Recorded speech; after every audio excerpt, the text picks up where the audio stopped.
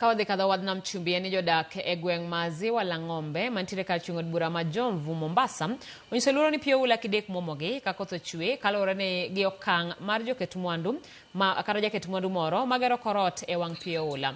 Kotelnegi kod jaduong' gweng' ma alworano Hassan Thoya gikoni nyaka sani pok giyango jago magedo kanyo ka giwegi to gichich ni chal ni en ng'ato matemo yako lobno magikoni en kama pio ula molgo.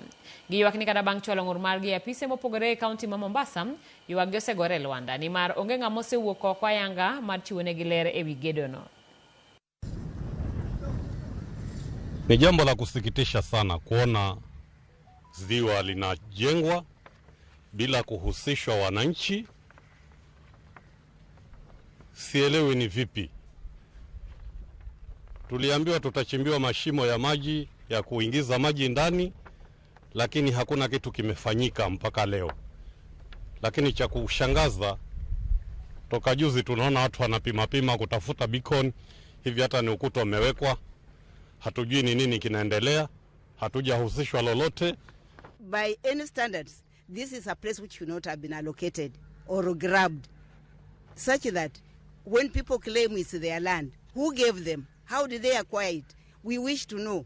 We have written to the county government, we have reached Neema. They don't even respond to our letters, but we continue suffering. Now, with the wall coming up, we do not know the next time it rains what we are going to do, because the rainwater will now all come to our estate. Hatujachimbiwa balls ama visima.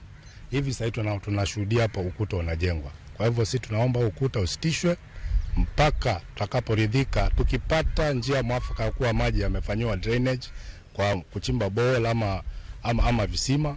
Sisi tukiridhika tutakuwa tuna shida na ambaye atakapojenga hata kama ni magorofa ama ajenge nini, lakini tuwe sisi hatuadhiriki na maji.